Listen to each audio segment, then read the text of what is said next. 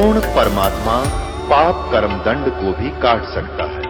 अभी तक जिस भी संत व महापुरुष से मिले उन्होंने यही बताया कि पाप कर्म फल भोगने से ही समाप्त होगा।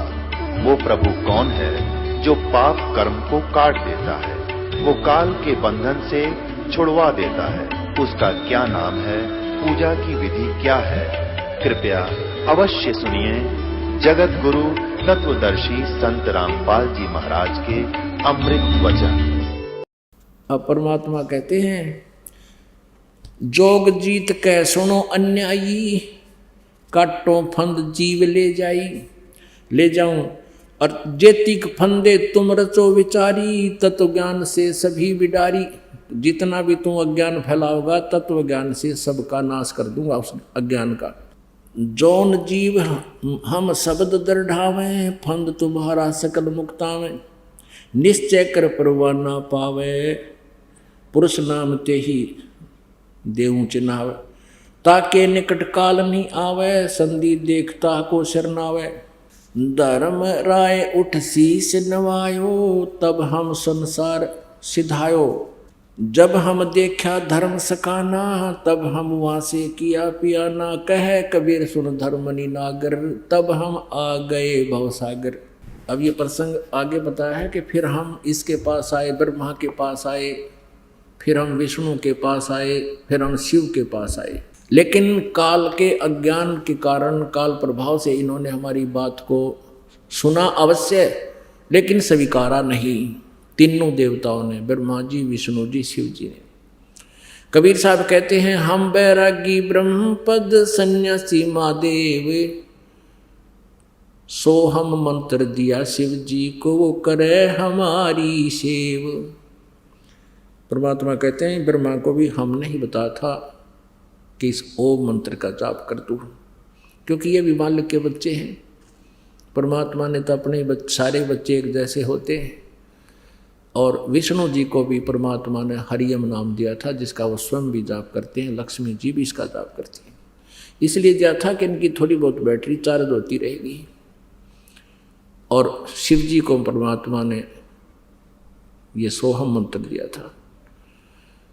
अपनात्मा परमात्मा ने जो जड़ी बनाकर आपको 7 मंत्रों की दी है, उसका एक विशेष लाभ होगा। उसके बाद फिर आपको सतनाम दिया है। सतनाम जिसको मिल जाएगा, उसके बाद फिर जब आप सारनाम के योग्य हो जाओगे, सारनाम दिया जाएगा। फिर आपके मोक्ष में संशय नहीं रहेगी, लेकिन रहना पड़ेगा मर्यादा में अंतिम श्वास तक। यदि आप जी ने ये नाम तीनों प्राप्त भी कर लिए और गुरु जी से, परमात्मा से दूर हो गए, इससे निकल गए, तो फिर काल के जाल में रह जाओगे। मोक्ष नहीं हो सकता फिर आपका। हाँ, दुर्गति और बढ़ जाएगी। जैसे ऊपर ब्रह्मलोक में चले जाओगे, क्योंकि कमाई बहुत हो जाएगी, देवता तुम्हीं में से बनाएगा। और अपुण्यात्माओं, जैसे अब जितने पुण्यात्मा इस मंत्र का विधिवत साधना करेंगे, इस मर्यादा में रहकर दास से उपदेश लेकर, ये करोड़ों की संख्या में होगी। और इन्हीं में से फिर जो पार तो होंगे, वो तो करना क्या है, और जो रह जाएंगे उनको फिर इसी काल के कोलू में डाल देगा। पहले स्वर्ग में, महास्वर्ग में, स्वर्ग में, ब्रह्मलोक में, महास्वर्ग में, स्वर्ग में। फिर जैसे प्रथम मंत्र का जाप आप करते हो, फिर कुछ दिन ब्रह्मा जी के लोक में प्रथम मंत्र की कमाई नाश करवाएगा तुम्हारी। और फिर विष्णु जी के लोक में जो आप 7 मंत्र में से विष्णु जी का जाप करते हो, उसकी कमाई विष्णु जी के लोक में गण बना देगा, देवता बना देगा, आपकी पूंजी नाश करवाएगा। फिर शिव जी का जो जाप आप करते हो 7 मंत्रों में, प्रथम मंत्र में जो एक नाम है, उसकी कमाई शिवलोक के अंदर आपकी बर्बाद करवा देगा। उसके बाद सतनाम में जो प्रथम मंत्र ओम है, उसकी ब्रह्मलोक के अंदर वहाँ देवता बना देगा। वहाँ नकली सतलोक, अलखलोक, अगमलोक, अनामी लोक भी बना रखे हैं इसने, और वहाँ ओम नाम के मंत्र की कमाई वहाँ नाश करवा देगा। और फिर आपका रहा वो सतनाम में दूसरा मंत्र, उसकी कमाई से फिर आपको पुनर्जन्म प्रारंभ होंगे मनुष्य के। सतयुग में आओगे तुम, वह बैटरी चार्ज तो होगी इस समय की, और वह समाधिष्ट होने लग जाओगे, सब ठाठ होंगे, क्योंकि उसमें ऐसा ही प्रावधान होगा। अच्छी आत्माओं के कारण परमात्मा के आदेश से काल यहाँ बहुत अच्छी व्यवस्था कर देता है, बहुत बढ़िया फलदार वृक्ष होंगे, लाखों वर्ष की आयु होगी, और फिर भगवान की जरूरत है कोई ना। लेकिन पिछले संस्कार से आत्मा जरूर मालिक को चाहेगी, डले डुआ होगा आपसे, हैं समाधि डुआ देगा। जैसे ब्रह्मा को कहा था तप करो, ब्रह्मा तप करने पर डले ढोण पर ला दिया। अब ब्रह्मा जी से ही लेकर ज्ञान सभी ऋषि लागे, ये डले ढोण समाधि स्टोन लागे, फिर अंदर समाधि क्या है कि अंदर टेलीविजन टाइप है ये शरीर। इस जो सा भी कमल चैनल आपका ऑन हो गया, उसमें हो रहे कार्यक्रम आप देखते रहोगे और जीवन व्यर्थ कर जाओगे। This is meditation. ये यूजलेस है, ये बर्बाद करने वाला है। तो ऐसे सतयुग बर्बाद करवा देगा, फिर पुनक्षीण हो जाएंगे, फिर त्रेता युग में तुम्हें आना होगा, फिर और आपके पुण्य नष्ट होते जाएंगे। फिर द्वापर में फिर वही अच्छी आत्माएं हैं जो आज तक परमात्मा की चाह है इनको, अब कलयुग में आएंगे। अब पुण्य तो सतयुग त्रेता द्वापर में तुम्हारे नष्ट हो लिए। शास्त्रों कुल साधना तुम्हारे पास है नहीं। आप पर जो आपदाएं अप्रारंभ होगी उनका कोई निवारण आपकी उन साधनाओं से नहीं हो सकता जो तुम कर रहे थे किसी भी धर्म या पंथ में। और अब परमात्मा ने ये समय इसलिए निर्धारित किया था, काल ने तो सोचा था कि मैं ऐसा बिगाड़ दूंगा इनको, ये भगवान बजाय नहीं गए। मालिक को पता था कि ये मेरा कलयुग में ठहावेंगे, बीच में ये मेरी नहीं सुनेंगे। आते रहे प्रभु, अपना ज्ञान देते रहे, क्योंकि उनका नियम है। वो जैसे बच्चे बिगड़ जाते हैं किसी बाप के, वो पीछे पीछे फिरता रहता है, वो बेशक ना मानो उसकी बात ने, उसको मालूम है कभी इनकी देह टूटेगी जो मानेंगे। अब कोई बच्चा मान ले बकवाद करता है, चोरी करने लग गया, पिताजी मना करता है, नहीं मानता है, शराब पीता है, फिर किसी दिन पकड़ा भी जाओगा, उसके जूते भी लागेंगे, सजा होगी, पिताजी फिर भी कोशिश करेगा ये छूट जावे और इसका जन्म सुधर जाए, अपना फिर धंधा कर ले। तो मानना जब है तो उसकी देह टूट लेगी। तो अब हमारी देह टूट ली, अब कलयुग में हम आ लिए, सब पर आपदाएं आ रही हैं। पिछले पुण्य रहे को ना, जो साधना हम कर रहे हैं वो शास्त्र विरुद्ध है, उसका कोई लाभ नहीं। तो अब हम परमात्मा के ठहराएंगे, यानी अब हमें मिलेगा भगवान। और इसलिए दाता ने ये समय दिया था कि ले तू कर ले जो तने करना है। और जब कलयुग आओगा, जब मैं आप देख लूँगा। अब इसने चाल चाली थी कि पहले अपने दूत भेज कर भ्रमित करवा दूंगा।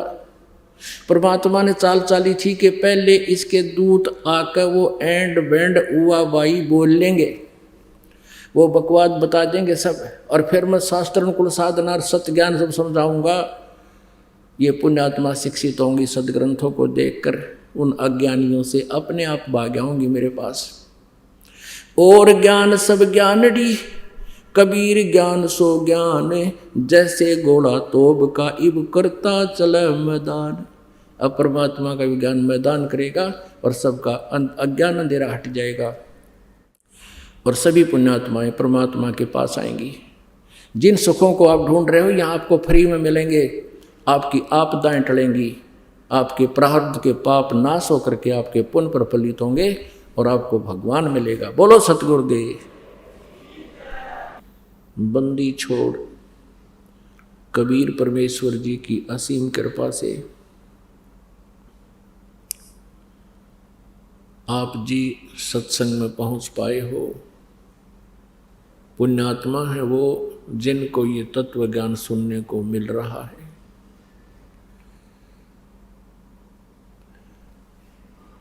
परमेश्वर कबीर देव जी ये पूर्ण परमात्मा है, सर्व ब्रह्मांडों के रचनहार हैं, सबके कुल मालिक हैं, सर्वशक्तिमान हैं, समर्थ हैं। ये वही परमेश्वर है जो भारतवर्ष के काशी शहर में, उस पवित्र धरती में लहर तारा नामक एक सरोवर है, तालाब है, उसके अंदर विकसित कमल के फूल पर एक नवजात शिशु का रूप धारण करके वो परमात्मा प्रकट हुए। सतलोक से चलकर आए थे। परमेश्वर का निज धाम वो सनातन परम धाम है, सतलोक है। वहाँ से गति करके वो परमेश्वर यहाँ आते हैं। ये उनकी लीला है।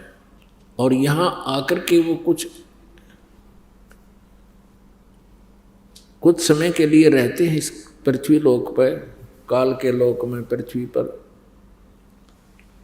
और उस समय जब वो परमेश्वर नवजात शिशु का रूप धारण करके स्वयं प्रकट होते हैं, लीला करते हैं, उस समय वे एक जन साधारण जैसा जीवन निर्वाह करने की लीला करते हैं, भूमिका करते हैं। जो लीलाएं परमेश्वर कबीर देव जी ने की हुई हैं, कबीर साहब ने की हैं, वो वैसी ही लीलाओं का वर्णन कि परमात्मा पूर्ण ब्रह्म ऐसी लीलाएं करता है, ये पवित्र वेदों में वर्णित है।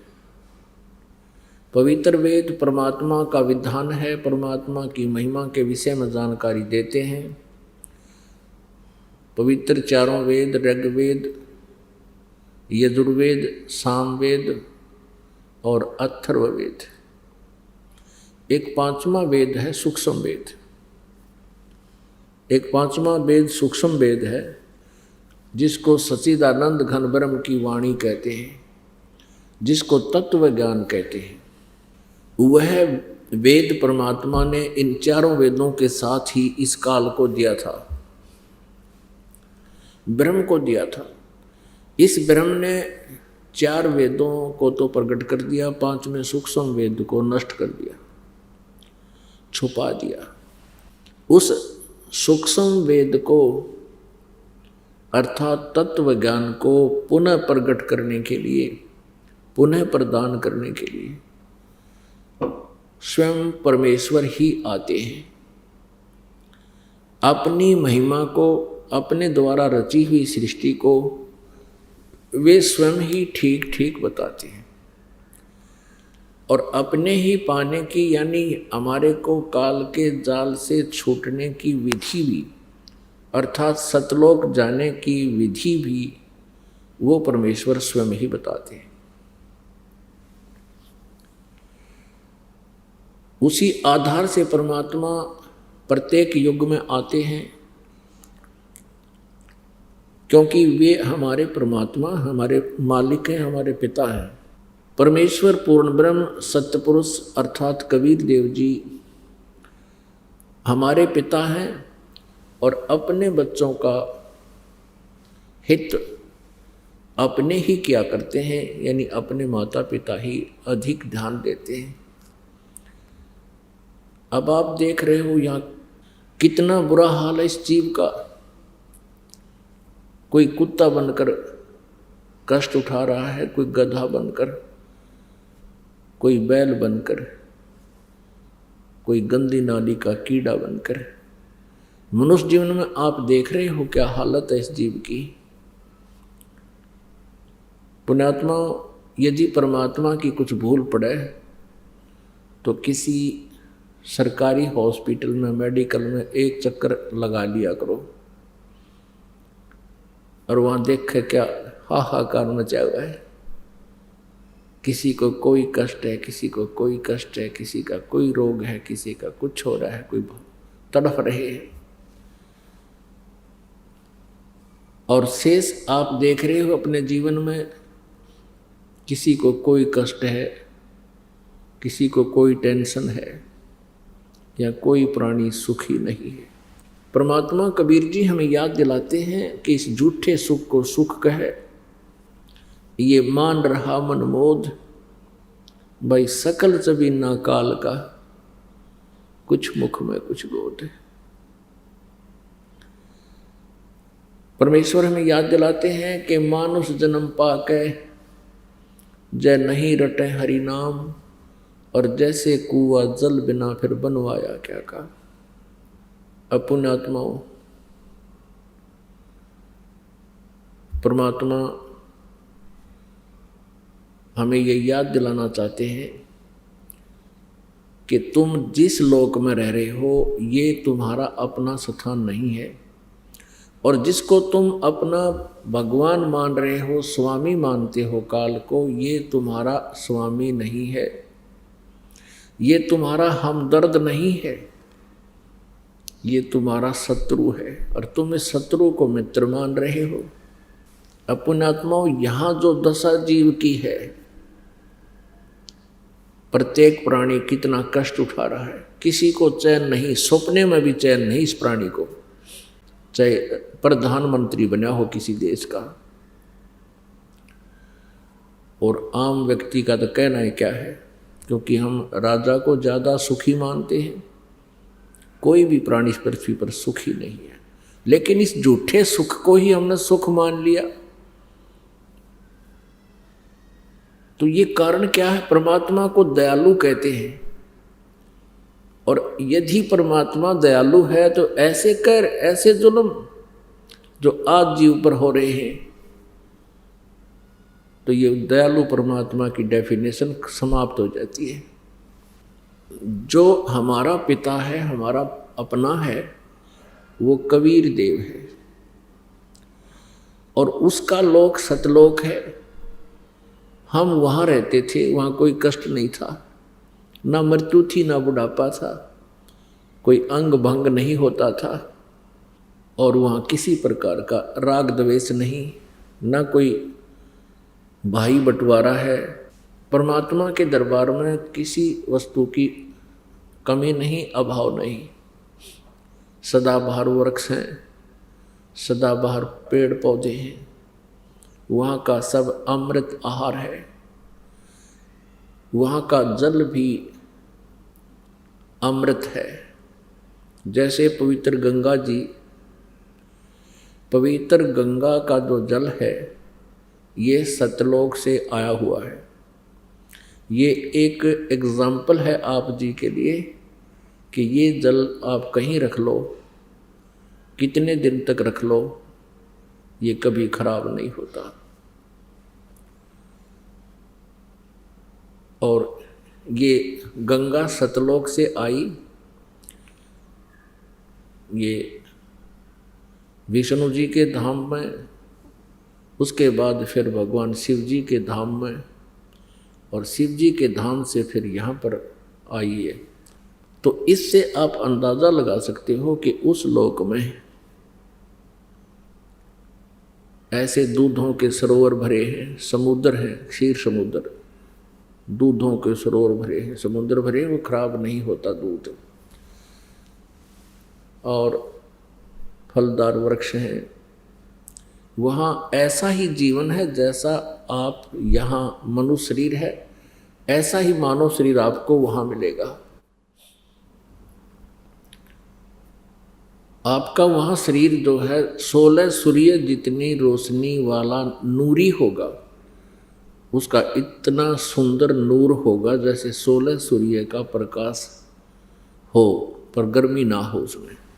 और परमात्मा पूर्ण ब्रह्म का वहाँ भी मनुष्य जैसा ही शरीर है, पर उसकी उनका तेज बहुत अधिक है।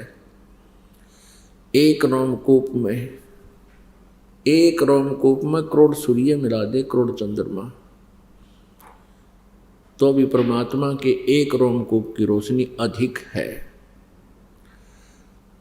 इतना नूरी शरीर है परमेश्वर का, पूर्ण ब्रह्म का, सत्य पुरुष का, कबीर देव का।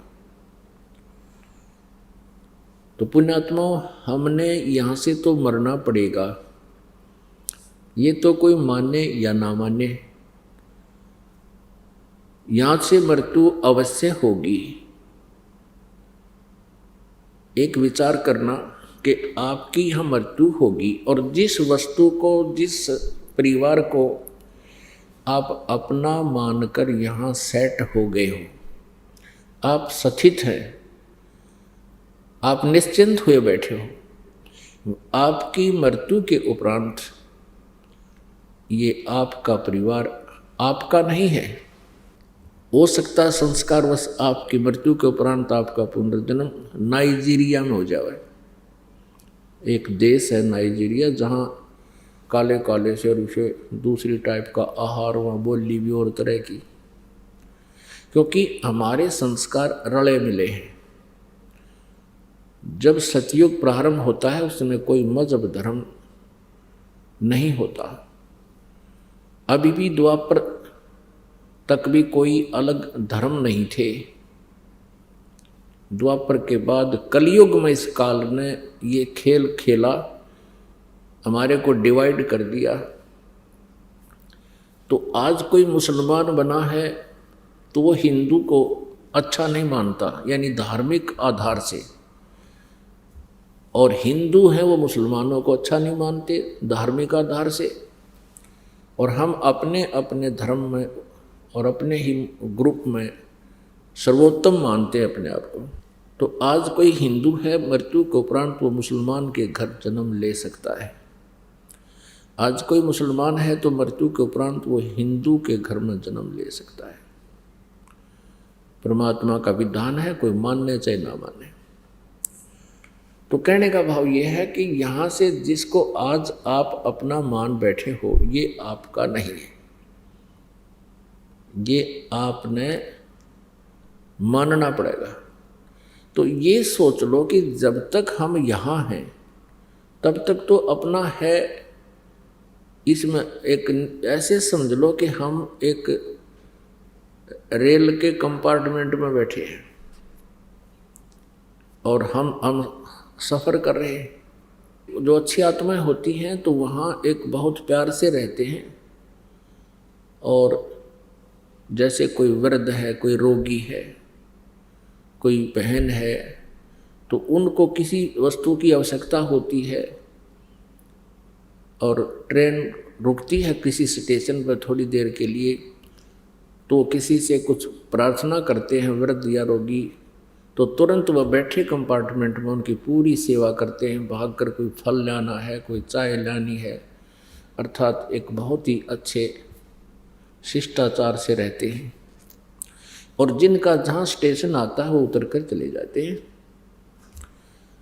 तो हमने इस प्रकार समझ कर रहना पड़ेगा यहाँ पर कि जब तक हमारा स्टेशन नहीं आता तब तक हम इसी कंपार्टमेंट में रहें और प्यार के साथ रहें, हमदर्दी जताएं। जैसे भी एक परिवार हमारे कंपार्टमेंट समझ लो, एक डिब्बा। लेकिन बुद्धिमान व्यक्ति को इतना ज्ञान अवश्य रहेगा कि ये मेरा नहीं है। तो फिर हमने आगे का जो ध्यान करना है, भी कहाँ जाना है। जैसे कोई व्यक्ति अपने घर से चलता है और कहीं उसने जाना है दूसरे शहर में, जाने से पहले वो अपना ठिकाना निश्चित करता है, चाहे वो ये भी सोच कर चले कि वहाँ मैं कोई धर्मशाला या होटल में कमरा लेकर रह लूँगा। तो अवश्य कोई निश्चित करके चलता है, पूरा टूर प्रोग्राम बनाता है। परमात्मा कहते हैं तुम जब संसार छोड़कर जाओगे, तुमने कहीं कोई ठिकाना सोचा है कि इसके बाद तुम कहाँ स्टे करोगे, कहाँ विश्राम होगा तुम्हारा। ये भी एक बहुत भूल है हमारी। तो अब हम अपना ठिकाना बना के चलेंगे और वो ठिकाना परमानेंट होगा। अब यहाँ से छूटने के बाद हम सतलोक जाएंगे। हमारी जो आशा है, मृत्यु तो होगी, और जब रजा होगी दाता की, वो उनकी कृपा से ही हम शरीर छोड़ेंगे। वैसे काल का हमारे ऊपर कोई लेन देन नहीं रहा, उसका हमारा कोई अकाउंट नहीं है। लेकिन परमात्मा ये देखेंगे कि तुम इस जीवन में परमात्मा पाने योग भक्ति कर भी सकते हो कि नहीं, क्योंकि अब ये पीक टाइम आ गया भक्ति का। और आप जी को मनुष्य जीवन प्राप्त है, और इस परमेश्वर की भक्ति करने से कुछ दिन के बाद आपको घना सुख हो जाएगा, ये नकली सुख इस संसार का। फिर आप जी क्या करोगे, क्योंकि परमात्मा समर्थ है, ये साधना शास्त्र अनुकूल है, इसका बेनिफिट बहुत घना है। कुछ ही दिनों में आपके पास इतना धन हो जाएगा, इतना पैसा हो जाएगा, क्योंकि काल का यूँ भी जाल होगा कि घनी माया होगी तो भी ये फंसेगा। तो परमात्मा की भक्ति में आप आलस करने लग जाओगे, क्योंकि हम दुख में भगवान को घना याद करते हैं, और पुण्यात्मा जो सुख में भी भगवान को याद करते हैं, धन्य है वो। तो उनका तो कहना ही क्या है। लेकिन अमूमन ये होता है कि कुछ दिनों के बाद भूल पड़ने लग जाती है। परमात्मा बार बार कुछ थोड़े बहुत झटके भी देगा ताकि ये संभल जाए, लेकिन जब देखता है परमात्मा कि अब ये पटरी से उतर गई इसकी गाड़ी, तो उसकी मृत्यु करेगा प्रभु अपने सतर से। न काल का कोई ब्योत नहीं जो हमारे भगत की कोई मृत्यु कर दे। हाँ, दूसरा ये कारण हो सकता जो मर्यादा भंग कर देगा, भगवान के नियमों को तोड़ देगा, फिर भी काल का अटैक हो सकता है, होगा। तो फिर परमात्मा क्या करेगा, जैसे तुरंत उसको मानव जीवन देगा, और मानव जीवन अब ये परमात्मा का ये ज्ञान विस्फोट हो चुका है, पूरे विश्व में जाएगा। अब पुनर्जन्म होते ही उस पुण्यात्मा का सीधा यहीं प्रवेश होगा। हम देखते हैं छोटे छोटे नवजात बच्चे, कोई तनु का 11 दिन का है लड़की, आज सीधे यहीं लेकर आए हैं। अब वो प्यारी आत्मा बेटी कितनी पुण्यकर्मी है, उसकी आंखें भगवान के दरबार में खुली और सच्चे ज्ञान में खुली। नहीं तो ये बुढ़िया कर ना जाने कहाँ लिए धक्के खुआओ उसमें, जरा कुत्ते मुत्ते वह माथा टेकवाओ उस पुण्यात्मा का।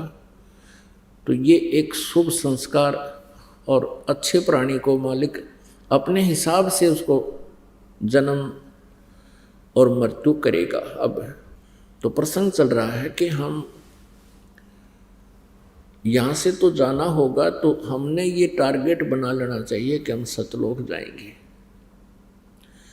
और ये भी मन में एक विशेष ज्ञान के आधार से ये हृदय में जगह समाप्त हो जानी चाहिए कि हे भगवान मेरा फिर जन्म हो जा, मेरा कभी जन्म ना हो मेरे दाता। क्योंकि मान लीजिए आपका फिर जन्म हो गया, जन्म होते ही फिर वही प्रोसीजर, बचपन में शिक्षा ग्रहण करो, फिर युवा होते ही रोजगार की चिंता, और फिर बच्चे ना हो वह चिंता होगी, तो फिर महाचिंता। और ये भी सोच कर चलो कि हमारा, क्योंकि हम गफलत करेंगे तभी हमारे साथ ऐसा होगा, पुनर्जन्म भी वैसे नहीं होगा जल्दी से। तो ये भी ध्यान रखो कि मन माने फिर अगले जन्म में संतान ना हुई तो दुखी, और हो गए तो महादुखी। कोई मर गया, कोई जीवित रहा है, कोई रोगी, कोई कोढ़ी हो गया। हम देखते हैं एक एक परिवार के ऐसे बच्चे हैं, तो जीवन से ही ऐसी स्थिति में है, ना वो मरे हैं ना जीवित हैं। तो कहने का भाव ये है कि इन दुखों को और इस हरहट के कुएं को याद रख कर इस जन्म और मृत्यु से आपको हृदय से नफरत हो जानी चाहिए। एक गलानी बनेगी अंदर में, एक गलानी बनेगी ज्ञान से और भक्ति से, तो फिर आपका पुनर्जन्म नहीं होगा। यहाँ पर आप सीधे सतलोक जाओगे, मर्यादा में रहना होगा, सतभक्ति करते रहना होगा, आखिरी श्वास तक जाप करना। कबीर परमात्मा कहते हैं अपनी महिमा अपने पाने की विधि आप ही बताते हैं। साईं यूं मत जानियो प्रीत घटे मम चत, मरूं तो तुम सुमृत मरूं और जीवित सुमरूं नित। अब कहते हैं भगवान की भक्ति को, परमात्मा के अंदर आस्था या नकली सी मत लाइयो, एक मजाक मत समझना। कहते साईं यूं मत जानियो प्रीत घटे मम चत, मरूं तो तुम सुमृत मरूं और जीवित सुमरूं नित। तो पुण्यात्मा, परमात्मा का पाना सबसे आसान है। परमात्मा का पाना जितना आसान है, इस पृथ्वी पर कुछ भी काम इतना आसान नहीं है। सतलोक में जाना जितना आसान है, बहुत इजी है, लेकिन जो कठिन है वो ये है कि ये विश्वास होना जो ज्ञान दास आपको बता रहा है, ये कठिन है। जिस दिन आपके ये विश्वास हो जाएगा कि सचमुच ऐसा ही है, आपका मोक्ष निश्चित है। और ऐसे वैसे कहने से नहीं, आपको एक पॉइंट पर 6 प्रमाण दिए जाएंगे कि परमात्मा कहाँ है, कौन है, कैसा है और कहाँ प्रमाण है, और वहाँ गए प्राणियों की क्या स्थिति है। अब जैसे हम देखा करते थे कि एक ऋषि ने 1000 वर्ष तक तप किया, एक ऋषि ने 10,000 वर्ष तक तप किया, और फिर क्या देखते हैं, बस हम तो इतना ही देखते हैं, बड़े महर्षि थे और उन 1000 वर्ष तक तप किया, साधना की।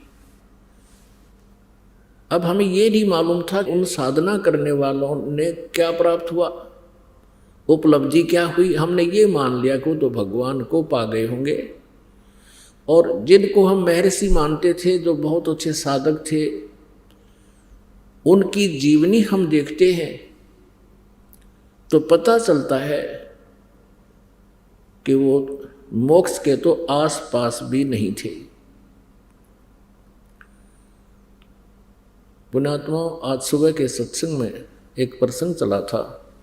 परमेश्वर कबीर देव जी जब तपस्या पर आए, जहाँ पर वो काल जीव भून रहा था खाने के लिए 1 लाख मानव शरीरधारी प्राणियों के सूक्ष्म शरीर को, तो वहाँ आकर के जब उनसे वार्ता की, परमात्मा देव पूछ रहे थे, वहाँ पर वो ब्राह्मण भी थे, वो ऋषि भी थे, वो गुरु भी थे। उनसे पूछा तुम क्या साधना करते हो? उन्होंने बताया कि हम वेदों अनुसार ओम नाम का जाप करते थे और करवाते थे, और समाधि भी लगाते थे, मेडिटेशन भी करते थे, और फिर भी उनकी वह तपस्या के ऊपर दुर्गति हो रही थी। तो परमेश्वर ने कहा कि तुम्हारी यह साधना क्या आड़े अड़ी, अब क्या साधना थी, तुम्हारी दुर्गति यहाँ हो रही है। तब तो वो मान गए, हाँ जी हमारे कोई आड़े नहीं आई। तो परमात्मा ने बताया कि तुम ओम नाम का जाप जपते थे, हाँ जी, और ये भी बताया उन्होंने कि हम गायत्री मंत्र जाप करते थे तब, और हवन भी करते थे। तो परमेश्वर ने बताया कि जैसे यज्ञ क्या चीज होती है, ये 5 यज्ञ होती हैं, 5 यज्ञ करनी चाहिए। एक यज्ञ है धर्म की, दूसरी यज्ञ है ध्यान, और तीसरी यज्ञ हवन की, चौथी यज्ञ प्रणाम, 5वीं यज्ञ ज्ञान की। इन ज्ञान यज्ञों से क्या लाभ है? यज्ञों से मोक्ष नहीं है, यज्ञों से मोक्ष नहीं होता। एक मंत्र है, परमात्मा के पाने का एक नाम है, मंत्र है, जाप है, उससे मोक्ष होता है। लेकिन उस मोक्ष प्राप्ति में ये यज्ञ सहयोगी है, ये यज्ञ सहयोगी है। कैसे? जैसे खेत में किसान बीज बीजता है, गेहूं का बीज बीज दिया और खाद और पानी डाला नहीं तो वो बीज व्यर्थ रहेगा। और यदि गेहूं का बीज बीजा नहीं और खाद और पानी डालते रहे, सिंचाई भी करते रहे, तो वो भी व्यर्थ है। गेहूं के बीज के स्थान पर भांग बो दी, गेहूं ना बीज कर, तो और फिर ये 5 यज्ञ करते रहे, अर्थात खाद पानी डालते रहे, तो भी व्यर्थ है। क्योंकि अन्न से हमारा जीवन सुरक्षित है, बच्चों का भी हमारा भी। अब ध्यान से सुनना, ये दास कहना क्या चाहता है। जैसे हमने आम का पौधा बीजना है, आम का पौधा बीज दिया, उसमें खाद और पानी डालते रहे, तो एक दिन वो बड़ा होकर के फलों से लदबद होगा और हमें वो वस्तु उपलब्ध होगी जिसके लिए प्रयत्न किया था। और आम के स्थान पर हमने बबूल आम जान के और बबूल का पौधा बो लिया और सिंचाई भी करते रहे, खाद भी डालते रहे, तो वो क्या देगा? आम नहीं लगेंगे, वो बबूल के कांटे ही मिलेंगे। तो कहने का भाव ये है, परमात्मा ने कहा कि तुमने ओम नाम का जाप किया, हवन भी किया, एक यज्ञ किया। वैसे तो 500 यज्ञ करने चाहिए, वैसे दूसरा यज्ञ स्वाध्याय से हो जाता है जिसको ज्ञान यज्ञ कहते हैं। अब परमात्मा बताते हैं कि तुमने प्रयत्न किया लेकिन बबूल का बीज बो लिया, ओम का मंत्र जाप कर दिया, ये बबूल का बीज है। और हवन यज्ञ, धर्म यज्ञ ये मान लिए, ये भी आपने कर ली, खाद पानी भी डाल दिया, तो बबूल का पेड़ पाक गया, आम का बीज बोया नहीं। अर्थ कहने का भाव यह है कि आप जी ने पूर्ण परमात्मा की साधना नहीं की, इस काल ब्रह्म तक की साधना की, या ब्रह्म के पुत्र हैं रजगुण ब्रह्मा, सतगुण विष्णु, तमगुण शिव जी, इन देवताओं की जो पूजा की, इससे तुम्हें मोक्ष नहीं हो सकता। जिस कारण से आप यहाँ तपस्या पर दुखी हो रहे हो और इसके बाद आप कुछ दिन ब्रह्मलोक में रहोगे, क्योंकि ओम नाम के जाप है। उसके बाद आप नरक में भी जाओगे, क्योंकि पूर्ण परमात्मा की जब तक भक्ति हमें नहीं मिलती पूर्ण संत के माध्यम से, तब तक हम अपना वर्क डन ही पाते हैं, किया हुआ कर्म ही प्राप्त होता है। जैसा कर्म करेगा वैसा ही फल यहाँ का भगवान देता है। आपको पुण्य भी मिलेंगे, पुण्यों का फल भी मिलेगा, भक्ति का फल भी मिलेगा। जैसी ओम नाम की जाप आपने किया और कोई पुण्य दान किया वो भी फल मिलेगा, और साथ में आपने पाप भी भोगने पड़ेंगे। अब यहाँ की व्यवस्था है, यहाँ इस काल के लोक में काल ने हमें इतना विवश कर दिया है कि जैसे यहाँ पर पाप तो अपने आप बिना किए बगैर प्रयत्न के ही होते रहते हैं, और पुण्यों के लिए विशेष प्रयत्न करना पड़ता है, शुभ कर्म के लिए विशेष प्रयत्न करना पड़ता है, और अशुभ अपने आप होते हैं। जैसे खेत के अंदर हमने गेहूं बीजना है तो उसके लिए कितना मेहनत मांगता हो खेत। पहले उसकी गुड़ाई करनी पड़ती है, हल से ट्रैक्टर से उसको संवारना पड़ता है, और फिर उसमें कीमती बीज डालना पड़ता है, फिर सिंचाई और खाद डालना पड़ता है, और तब जा कर के वो कहीं हमें वो कणक यानी गेहूं प्राप्त होता है। और यदि उस खेत में कुछ भी ना डाला, ना बीज बोए ना कुछ पानी डाले, तो अपने आप खरपतवार उसमें अपने आप अड़ंगा उग जाएगा। यहाँ का ऐसा नियम है। जब हम सत साधना करेंगे, परमात्मा की भक्ति करेंगे, तो उसके लिए हमने समय भी डिवोट करना पड़ेगा, और हमने दान भी करने पड़ेंगे, साधना भी करनी पड़ेगी। शुभ कर्मों के लिए तो खूब कमर तोड़ मेहनत करनी पड़ेगी, और अशुभ अपने आप हो जाएंगे। पृथ्वी ऊपर पग जो धारे, करोड़ जीव एक दिन में मारे। सत्य ब्राह्मण की है हत्या, जो चौका तुम देवो नेता। ब्राह्मण सेंस हत्या जो होई, जल स्नान करत हो सोई। खान पान में दमन प्राणी, कैसे पावो मोक्ष निशानी। अब परमात्मा कबीर जी ने अपनी प्यारी आत्मा धर्मदास जी को, जो शास्त्र विधि त्याग का मनमानी साधना मनमाना आचरण करते हुए फिर रहे थे, तीर्थों पर जा रहे थे, राम और कृष्ण शंकर भगवान की पूजा करते थे, उसको परमेश्वर ने बताया था कि धर्मदास जी आप यहाँ तीर्थ पर आए हो मथुरा में, बांधवगढ़ से चलकर। मध्य प्रदेश में बांधवगढ़ है और उत्तर प्रदेश में ये मथुरा है। वहाँ से चलकर धर्मदास जी पैदल आए थे, आज से 600 वर्ष पहले की बात है, 550 वर्ष पहले। तो धर्मदास जी कह रहा था कि हम जीव हिंसा नहीं करते, क्योंकि कबीर परमेश्वर जी वहाँ उस समय एक मुसलमान फकीर के रूप में विराजमान थे और प्रश्नोत्तरी चल रही थी। जब परमेश्वर कबीर देव जी ने बहुत से प्रश्न उसके रिजेक्ट कर दिए, तब उसको दुख हुआ, कहने लगा कि हम कोई जीव हिंसा नहीं करते, हम पाप नहीं करते। धर्मदास जी ने व्यंग कर दिया, टोंट कस दिया कि ये सामने बैठा फकीर मुसलमान है, और उस पे कहा कि हम जीव हिंसा नहीं करते।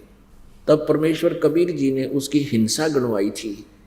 धर्मदास जी ने क्या किया था मथुरा में, पहले कुछ गाय के गोबर से और मिट्टी मिला करके कुछ स्थान लीपा था, मड प्लास्टर किया था उसके ऊपर के, और वहाँ बैठ के पहले तो उसने अपना नित्य नियम किया, प्रतिदिन जो स्वाध्याय करता था, कर्म कांड करता था, कोई मंत्र जाप करता था।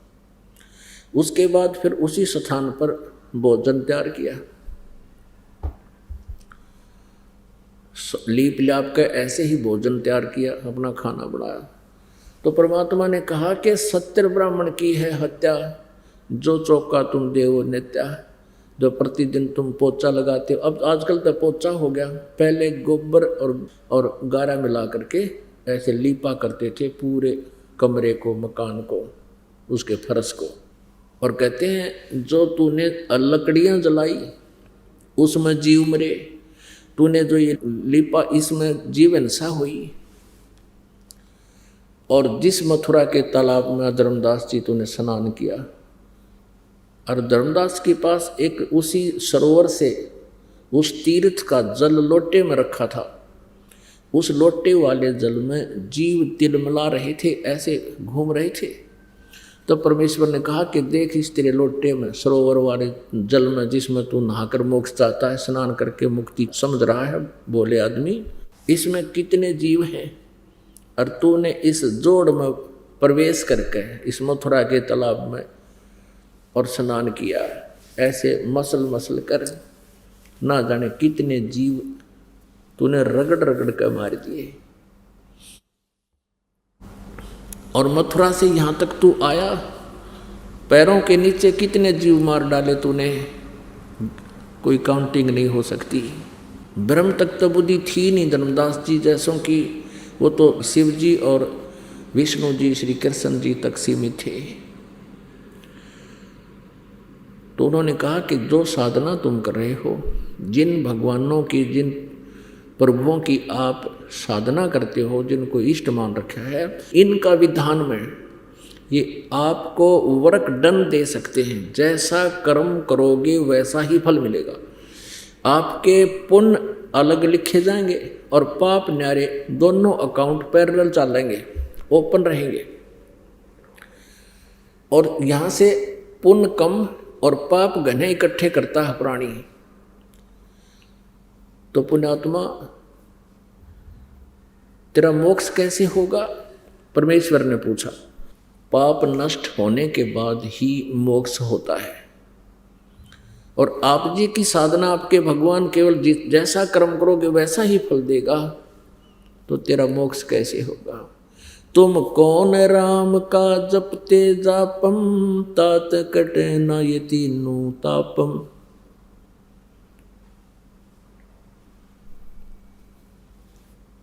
अब जैसे भी कर्म करोगे वैसा फल तुमने भोगना पड़ेगा, ऐसा आप जी के भगवानों का विधान है। लेकिन पूर्ण परमात्मा परम अक्षर ब्रह्म कबीर देव जी की एक परम शक्ति है, उनके पास एक वीटो पावर है, वो सुप्रीम परमात्मा है, परमेश्वर है। उनका जो सतनाम का मंत्र है, जब ही सतनाम हृदय धर्यो, भयो पाप को नाशे। जैसे चिंगारी अग्नि की भाई पड़े पुराने घास। चाहे 1000 टन सूखा घास पड़ा हो कहीं पर, और उसमें एक माचिस की सीख जला के प्रज्वलित करके उसमें लगा दे, पूरे उस सूखे घास को फूंक के राख बना देगी। और आवेगी तेज आंधी, उसने कितने की कितने पटक देगी ठाक है, यानी कति क्लियर फील्ड हो गया। पुण्यात्मा, ऐसे हम मोक्ष प्राप्त करेंगे। तो जैसे साधना हम करते थे पहले सत्साधना के अतिरिक्त, तो उसमें हमें दोनों ही पुण्य और पाप दोनों भोगने पड़ते थे। और अब जो साधना हम करेंगे इसमें हमारे पुण्य बचे रहेंगे, पाप नाश हो जाएंगे। जैसे अब एक औषधि चल गई है, फसल में डाल देते हैं, वो घास को, खरपतवार को जला देती है, नष्ट कर देती है, फसल को हानि नहीं करती, फसल सुरक्षित रह जाती। ये जो साल्ट था, औषधि थी, ये पहले भी थी लेकिन इसकी खोज नहीं कर सके थे, अब उसकी खोज होगी। इसी प्रकार ये सतनाम पहले भी हमारे सदग्रंथों में, कोड वर्डों में था। अब परमेश्वर कबीर देव जी की रजा से इसकी खोज होगी, करवाने वाले परमात्मा ही होते हैं। आज उस जड़ी की खोज होगी, ऋषिदास के पास है, इस विश्व में 21 ब्रह्मांड में किसी के पास नहीं। तो अब उस जड़ी का प्रयोग करेंगे हम, हमारे पाप नाश हो जाएंगे और पुण्य बचे रह जाएंगे। तो इन पुण्यों का जो प्रतिफल हम यहां नहीं लेंगे, क्योंकि हमारा उद्देश्य, हमारा टारगेट सतलोक जाने का होगा। इस काल के झूठे सुख का हम कोई आशा नहीं करेंगे, झूठे सुख की इच्छा नहीं रखेंगे। तो फिर अपने आप हम सतलोक जाएंगे, जहां आशा ता बासा होई और मन कर्म वचन सुमरियो सोई। गीता जी अध्याय नंबर 8 के श्लोक नंबर 6 में कहा कि अर्जुन, ये नियम है, अंत समय में जब ये प्राणी शरीर त्याग कर जाता है, उस समय जिस भी भाव में भावित रहता है उसी को प्राप्त होता है। और फिर कहता है गीता ज्ञानदाता के, गीता जी अध्याय नंबर 8 के श्लोक नंबर 5 और 7 में, कि तू मुझ में भाव वाला बन और मेरा भजन कर, मेरा स्मरण कर और युद्ध भी कर, तो मुझे ही प्राप्त होगा।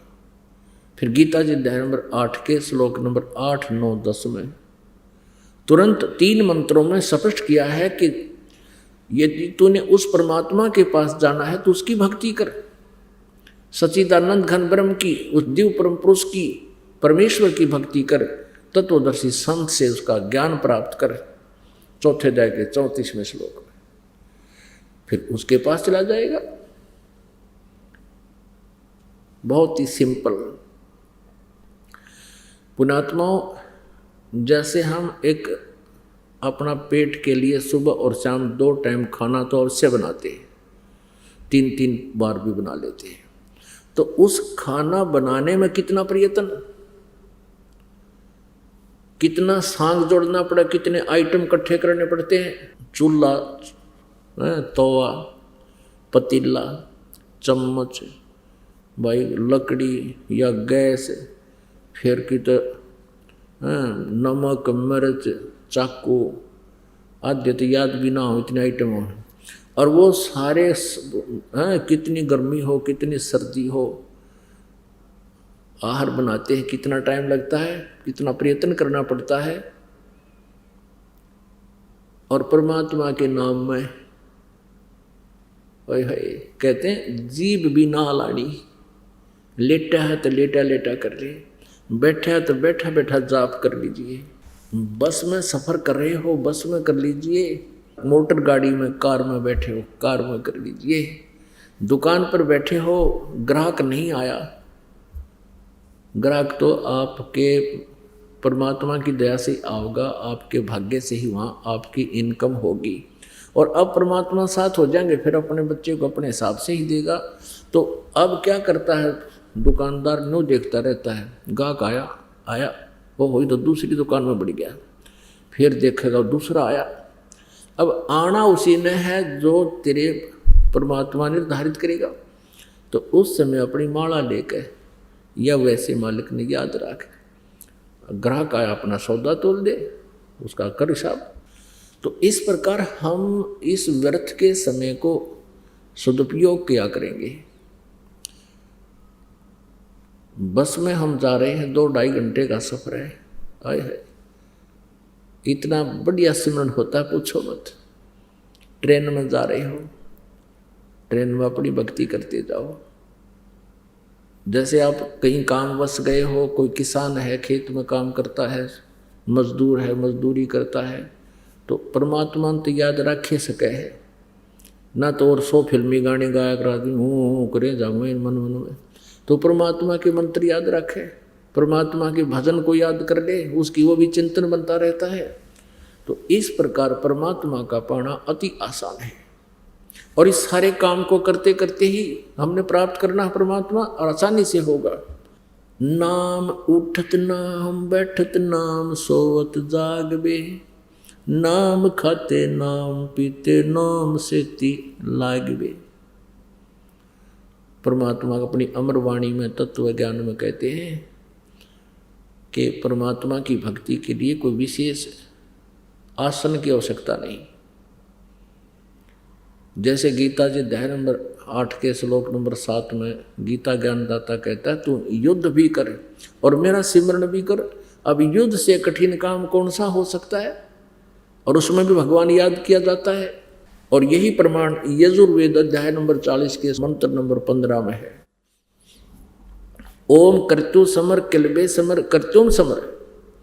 ओम नाम का मंत्र का जाप काम करते करते सिमरण कर, विशेष कसक के साथ सिमरण कर, और मनुष्य जीवन का परम कर्तव्य जानकर इसका सिमरण कर। यही परमात्मा सूक्ष्म वेद बताते हैं कि नाम उठत नाम बैठत नाम सोत जागवे, नाम खाते नाम पीते नाम सेती लागवे। अब जैसे आपके अंदर एक विशेष कसक बनाकर जो भजन हो सकता है, आपको एक विशेष प्रेरणा बनेगी, आपको भय लगन लगेगा, हे भगवान कहीं फिर से जन्म ना हो जाए, हे परमात्मा कहीं फिर काल के जाल में पंजा फंसा ना रह जाए। तो उस डर से आप अवश्य अंदर से एक विशेष कसक के साथ सिमरन शुरू होगा, और फिर भूल ना पड़े उसकी। तो उसमें आप बैठे हो, कोई चर्चा चल गई, किसी संसारी काम की 10-20 मिनट डिस्कशन हो सकती है, उसके बाद फिर अपनी भक्ति शुरू कर लो। तो जैसे आप काम कर रहे हो, कोई ऑफिशियल कार्य है, उस काम से फुर्सत मिलते ही अपना भगवान ने याद रखे, और जैसे काम अपना कर भी रहे हो फिर भी चिंतन होता है प्रभु का, वो सहज समाधि होती है। सहज समाधि कैसे होती है कि जिस प्रकार किसी व्यक्ति को कोई टेंशन हो जाती है, वो चाहे कितना ही कार्य कर रहा, चाहे लेखन कार्य कर रहा, चाहे कोई और किसी काम में बिजी है, या कोई मजदूरी या किसान या खेती कर रहा है या दुकान पर बैठा है, वो फिर भी उसको उस टेंशन से उसका माइंड हटता नहीं, मन नहीं हटता, 1 सेकंड में फिर वही आ जाता है।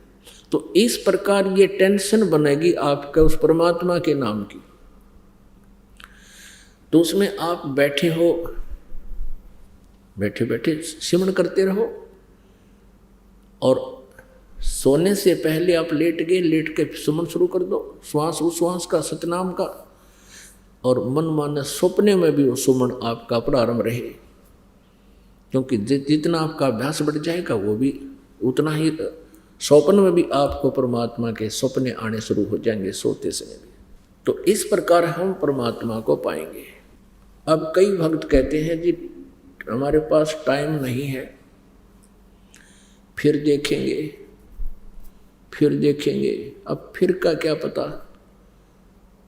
अगले श्वास का पता नहीं ये आएगा कि नहीं आएगा, और हम फिर पर छोड़ रहे हैं। परमात्मा कहते हैं काल करे सो आज करो, आज करे सो अब, और पल में प्रलय हो जाएगी, फिर करांगे कब। अब परमेश्वर हमें याद दिलाते हैं। अब कोई ये सोचता है कि मेरे पास तो बहुत बिजी लाइफ है, इसमें भक्ति होगी कैसे। भाई कितनी बिजी लाइफ हो और कल मृत्यु हो जाती है, वो कहाँ जाएगा आपका वो बिजी लाइफ। फिर इससे भी ज़्यादा बिजी लाइफ हो जाएगी, कुत्ता बनकर सैर सपाटे करता फिरेगा एक टूक के लिए, गधा बन करके कुम्हार के हाथ लग जाएगा, सुबह और से लेकर शाम तक पानी तक भी नहीं मिलेगा पीने को, ऐसी दुर्गति होगी। तो परमात्मा परमेश्वर हमारे हितैषी हैं, हमें जगाना चाहते हैं कि तुम कहाँ सेट होगे, तुम कहाँ बैठ गए? जो तुम्हारा है नहीं उसको अपना मान लिया तुमने। अपना तो एक बार एक दरोगा जी थानेदार घोड़ी पर बैठ के, जून का महीना, हरियाणा का स्थान, और अपने नगर से किसी गांव में जा रहा था। आगे एक किसान सिंचाई कर रहा था रहट से। एक कुआं होता है, रहट का कुआं होता है, कच्चे कुएं होते थे, और उसमें एक ऊपर पुली लगा लेते थे। उस पुली के ऊपर एक चैन, बहुत लंबी चैन डाल दिया करते जो नीचे पानी तक जाती थी, और चैन का बाल्टी बांध लिया करते थे, वेल्ड कर रखी होती थी, और जैसे कोल्हू चलाते हैं बैलों से, ऐसे उस रहट को घुमाया करते थे। तो वो पुली घूमती थी, नीचे से पानी भर के ऊपर आता था, और खेत में पानी सिंचाई के लिए वो बाल्टी खाली हो जाती थी, फिर नीचे से भर कर आती थी। तो वो ऐसा जुगाड़ हुआ करता कि उसमें शोर बहुत होता था। जब वो चलता था तो उसमें वो लोहे के जो पुर्जे थे वो चूं ची चर चूं करता था, बहुत आवाज करता था। अब थानेदार को प्यास लगी जोर की, और घोड़ी को प्यास लगी हुई, दोपहर का समय हो गया, 12-1 बजे का।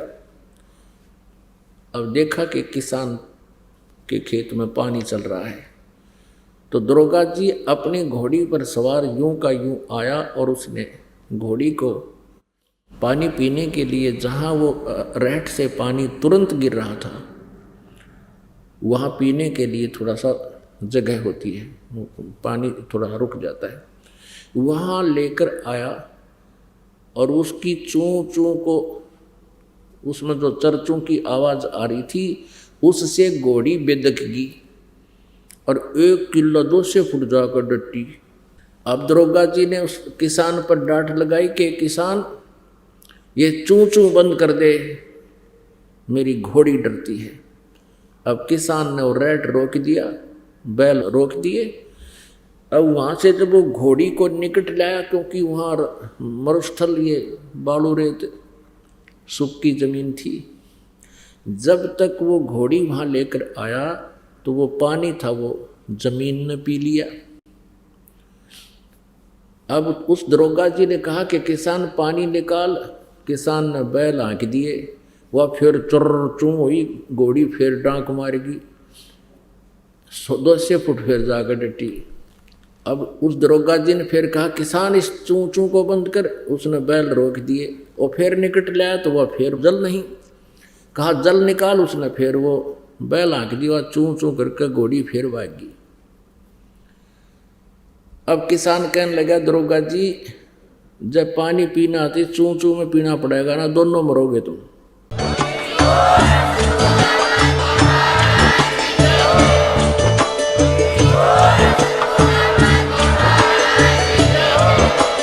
आप सुन रहे थे जगत गुरु तत्वदर्शी संत रामपाल जी महाराज जी के मंगल प्रवचन। अधिक जानकारी के लिए विजिट कीजिए हमारी वेबसाइट www.jagatgururampalji.org। संत रामपाल जी महाराज जी के शुभ आशीर्वाद से पूरे विश्व भर में 500 से भी ज्यादा नाम दीक्षा केंद्र हैं, जिन पर संत रामपाल जी महाराज जी द्वारा ऑनलाइन निशुल्क नाम दीक्षा दी जा रही है। अपने नजदीकी नाम दीक्षा केंद्र का पता करने के लिए संपर्क करें 8222880541।